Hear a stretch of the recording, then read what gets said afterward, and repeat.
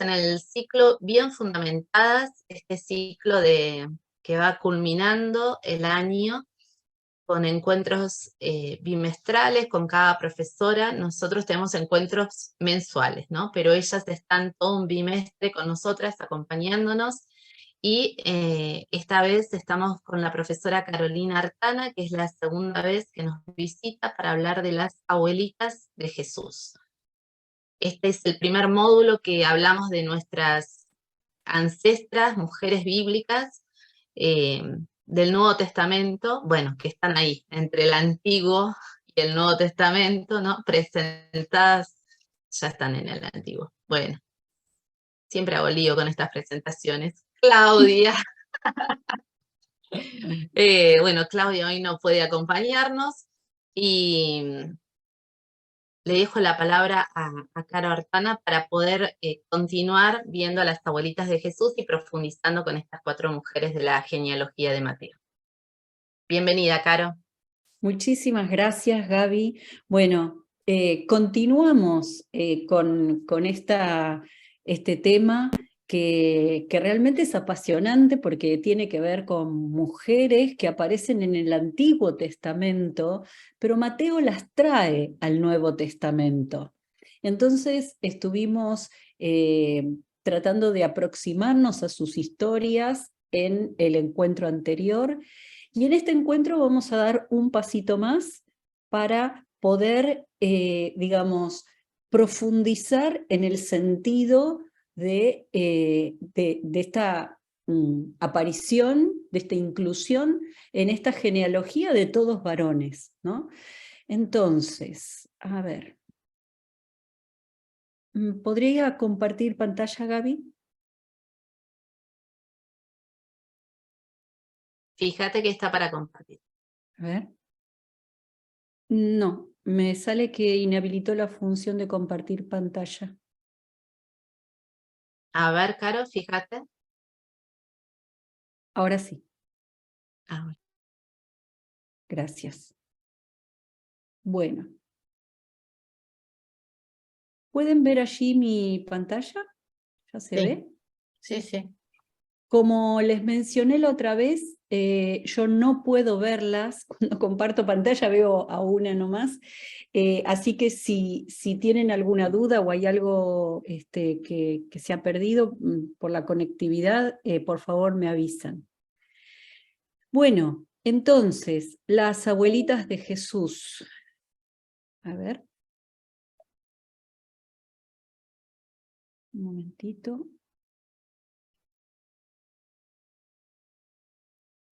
Nosotros conocimos a las abuelitas. Comienza Mateo su evangelio con esta genealogía de Jesús, Cristo, hijo de David, hijo de Abraham, ¿no?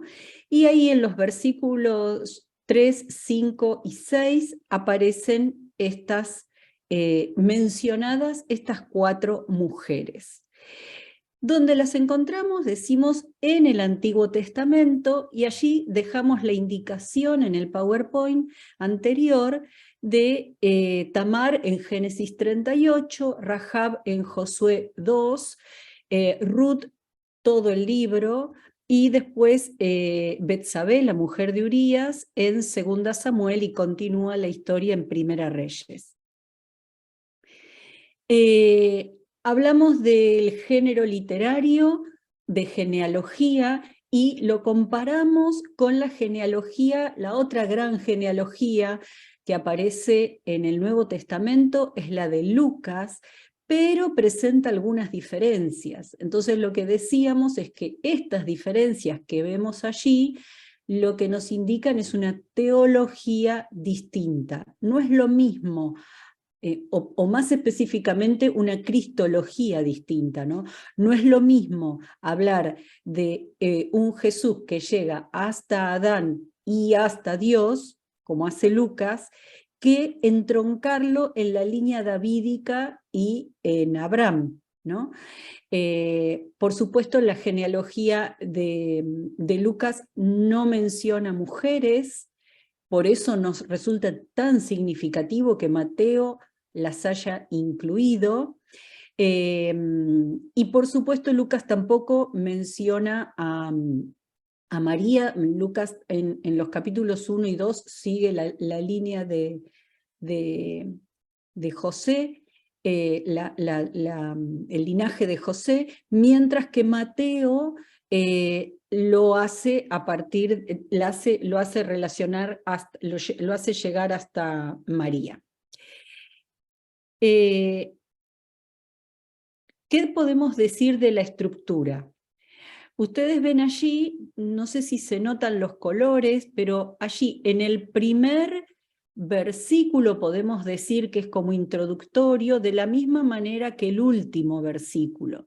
Después del versículo 2 al 6, lo dice el mismo final, son desde Abraham hasta David, 14 generaciones, y desde David hasta la deportación de Babilonia, otras 14 generaciones, y desde la deportación a Babilonia hasta Cristo, 14 generaciones. Entonces, si tomamos el total del texto, están mencionadas estas 4 mujeres y María, ¿no? Entonces, es bien significativo que aparezcan estas mujeres aquí. Entonces, aquí están las primeras 14 generaciones, las segundas 14 generaciones y las terceras 14 generaciones, ¿no? Es una estructura muy compacta que, si nos fijamos, como decíamos, en el primer versículo hay una relación con el rey David, al cual se le anuncia la promesa del Mesías, y Abraham, el padre de la fe. Entonces, este es el marco que elige Mateo para esta genealogía, ¿no? Y veíamos en el texto que Cristo aparece mencionado, Christos, en griego, aparece mencionado en el versículo 1 y en el versículo final, si quieren, que podemos considerarlo o el de las 3 generaciones o este final también. De tal manera que esto queda en una forma así como circular, empieza y termina en Cristo, ¿no? Esto le da como una cierta unidad al mensaje, ¿no? Entonces, ¿por qué analizamos este texto desde la perspectiva de género? En primer lugar, porque podemos desinvisibilizar a Tamar, Rahab, Ruth y Betsabé. O lo digo en positivo, podemos visibilizarlas, ¿no? Podemos ponerlas realmente como lo que han sido, como protagonistas dentro de la historia de Israel, una historia llevada adelante en general por varones, pero en estas historias ellas son las protagonistas desde una dinámica transgresora, ¿no? En segundo lugar, porque entendemos el cuerpo como categoría hermenéutica. ¿Qué quiero decir ¿qué quiere decir esto? Que en realidad estas mujeres ponen el cuerpo, ¿no? Y el cuerpo resulta ser un lugar teológico, un lugar de encuentro con Dios, ¿no? Donde se hace presente Dios para que a la larga aparezca el Mesías, ¿no? Ese es digamos, el objetivo final. Además, privilegiamos a los sujetos y las historias cotidianas.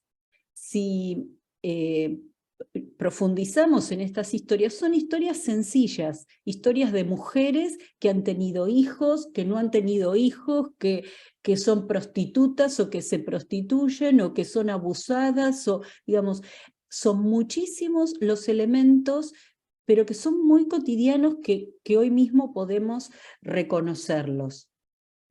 Y en cuarto lugar, desde la perspectiva de género, hablamos de deconstrucción y reconstrucción. ¿Qué queremos decir con esto? Que para hacer la hermenéutica, es decir, la interpretación, deconstruimos lecturas anteriores, deconstruimos ideas, conceptos, y volvemos a reconstruirlos de tal manera que sean significativos para nosotras hoy. Entonces, lo que estamos haciendo no es destruir, es deconstruir, es desarmar significados antiguos para volver a rearmarlos. En general, lo que yo miraba cuando comencé la investigación es que las irregularidades de Tamar, Rahab, Ruth y Betsabé eran entendidas por los exégetas como una manera de justificar la irregularidad de María que aparece ahí en el mismo capítulo 1 de Mateo a partir del versículo 18, o sea, pegadito a lo que nosotros vemos. Entonces José, que quiere abandonarla, etcétera, ¿no? Entonces, la mayoría de los biblistas dicen, bueno, estas mujeres irregulares justifican la irregularidad de María. Yo digo, no, me parece que no va por ahí, porque es como, primero, hablar de irregularidades de estas mujeres y de irregularidad de María, también es ponernos a las mujeres en un lugar que no queremos, ¿no? Así que hubo que hacer un trabajo de investigar cuál podía ser el otro sentido.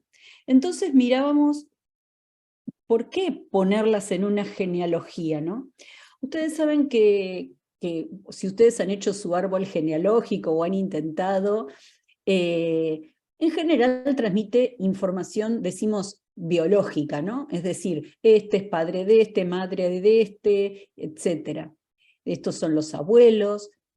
Para el pueblo de Israel era muy importante el tema de la genealogía por el tema de la pureza de la sangre, ¿no? Entonces, este honor, esta pertenencia a determinadas familias era sumamente importante para esta cultura. Pero además lo que vemos es que estas genealogías también cuentan historias de antepasados, historias de familias, tradiciones, y en realidad lo que hacen es que nos conectan con nuestra identidad, pero no solamente, como decimos, la identidad biológica, la identidad que tiene que ver con estas tradiciones, ¿no? Entonces, si la comparamos con la de Lucas, la genealogía de Mateo no siempre coincide. Entonces, no es que quiere transmitirnos no hay un rigor histórico en esto. Entonces, es una narrativa, decimos, selectiva y parcial. ¿Por qué selectiva y parcial? Porque él recorta y elige poner a determinados personajes y a determinados personajes no. Por eso incluye a las mujeres, ¿no? Entonces, no necesitamos que sea verdadera, ¿eh? Tiene que ser verdadera en cuanto a la transmisión de la fe, ¿no? Entonces, como es verdadera para nuestra fe, nos habla de una cristología particular. Cristología, entendemos ¿qué entendemos por quién va a ser el Cristo, ¿no? El estudio del Mesías, o soteriología decimos también, que tiene que ver con la salvación. Entonces, ¿por qué Mateo las incluye en su genealogía? Y acá resaltamos que todo el Evangelio de Mateo es una especie de quiasmo, decimos. ¿Qué es un quiasmo? Es una figura retórica que tiene que ver, en griego se escribe con una letra que es como nuestra X, y que tiene que ver justamente con eso, con un entrecruzamiento, ¿no? Entonces, ¿dónde está dado el entrecruzamiento? En que si vamos a suponer que son 3 elementos, el primero coincide con el tercero, y el centro, el del cruce, el del medio, ese es el que realmente da sentido, ¿no? Pero las posiciones iniciales y finales siempre son destacadas. Entonces, vuelvo. ¿Dónde vemos el quiasmo que se da en todo el Evangelio? Y estamos justamente en el ciclo A de la liturgia, que lo tiene a Mateo como centro, ¿no? En este año 2023. Entonces, vuelvo. El quiasmo, tenemos en el principio la genealogía y en el final el envío de los discípulos, y aparece esta extensión de lo mesiánico a las naciones. En ambos momentos aparecen las mujeres. En la genealogía, Ruth, bueno, veíamos esta de extensión a las mujeres porque Ruth es moabita, Rahab es cananea seguramente, de Jericó, y Tamar y Betsabé no tenemos así como una certeza, pero intuimos que están relacionadas al mundo extra israelita.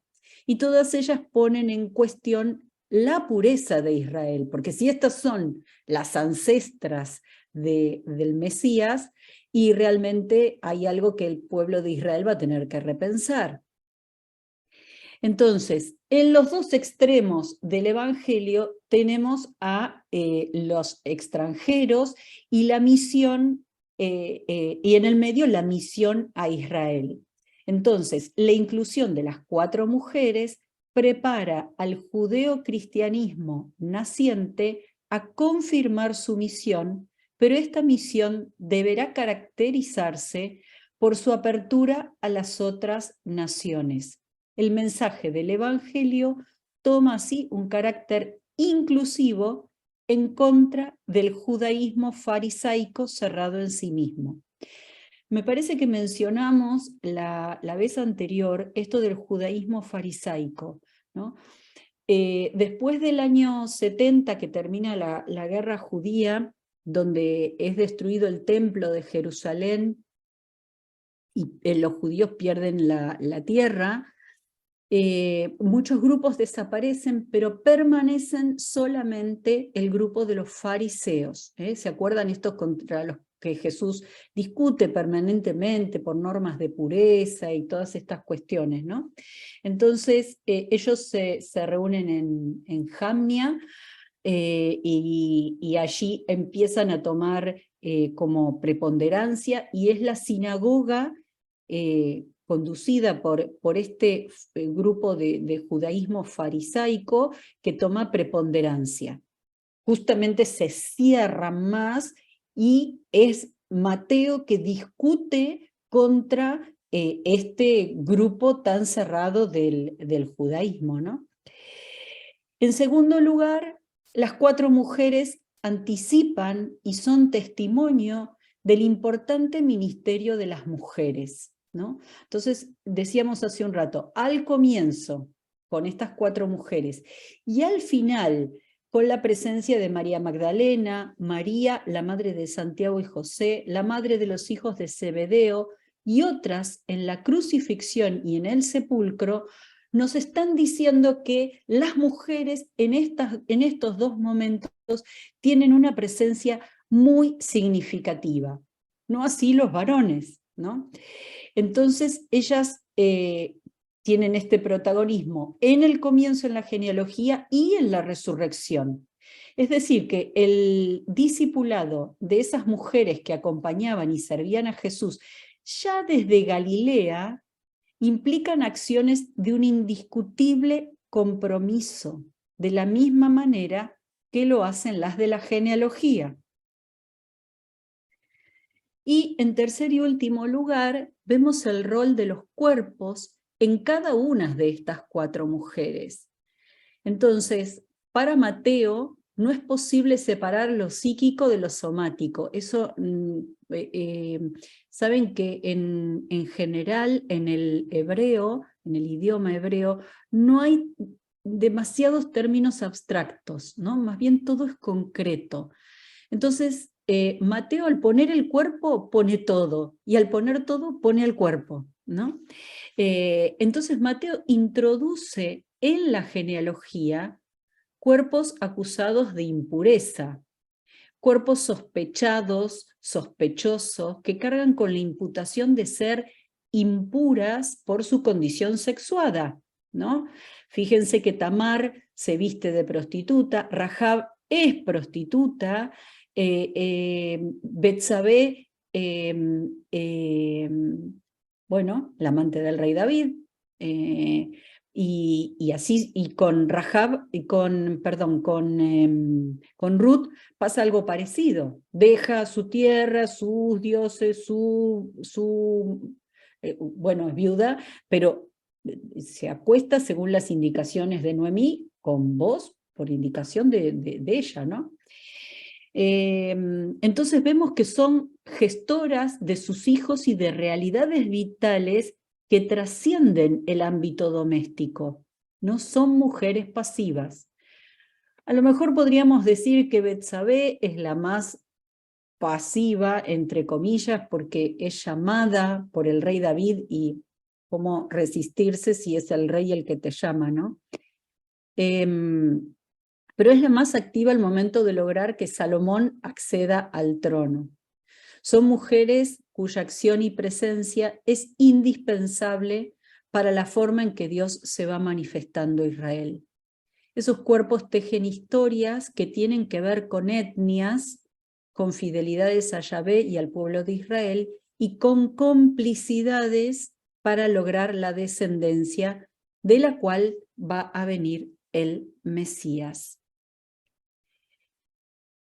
Recuerdan que habíamos dicho que los primeros destinatarios del Evangelio de Mateo, lo mencionábamos recién también, se encuentran en una fuerte confrontación con el poder del judaísmo farisaico. Han descubierto el mensaje de Jesús de Nazaret, recuerdan, eran judíos que acaban de convertirse al cristianismo.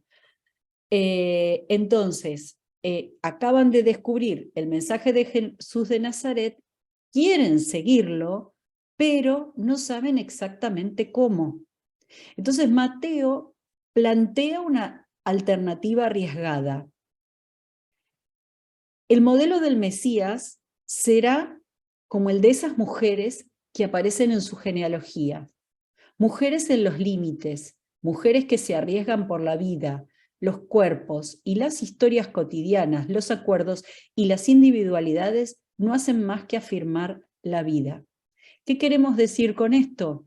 Que nosotras tuvimos que ir a estudiar, quién más, quién menos, a repasar o a recordar las historias de estas 4 mujeres en el Antiguo Testamento.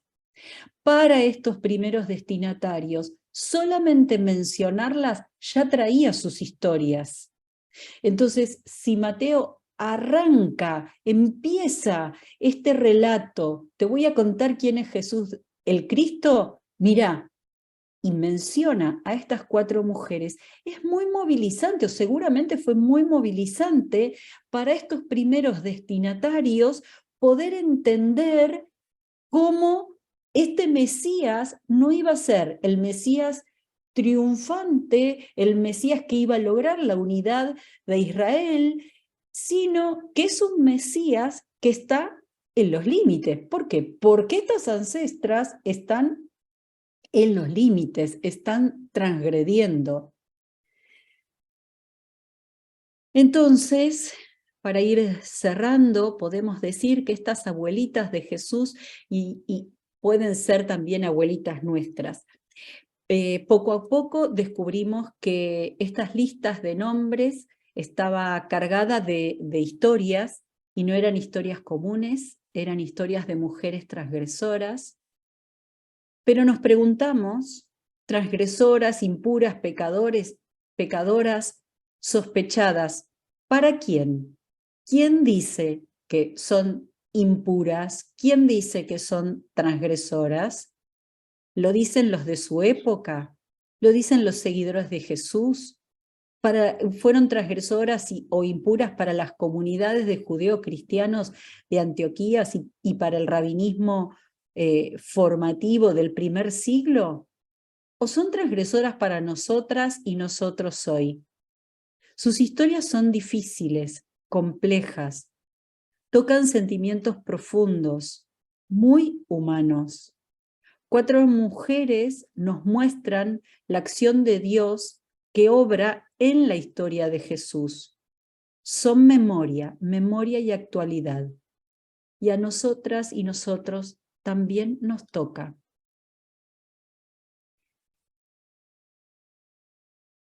Esas abuelitas de Jesús, ahora, si ustedes quieren, pueden ser nuestras abuelitas.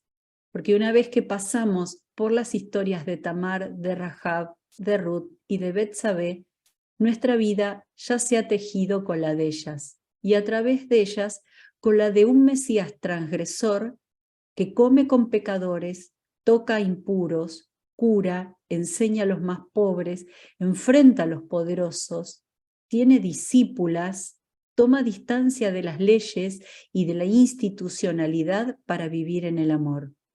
Un Mesías que nos invita a romper estructuras opresoras, a luchar por nuestros derechos, a denunciar las injusticias, a vivir en dignidad, a ser cada vez más nosotras mismas. Ese Mesías es el que preanuncian Tamar, Rahab, Ruth y Betsabé. Y después pensé en algunas preguntas que tal vez podrían, digamos, hacernos más próximas a estas abuelitas, si es que nos faltaba algo más, y es pensar en qué descubriste de las abuelitas de Jesús, qué te llevas de ellas y qué buena noticia te dejan. Muchas gracias.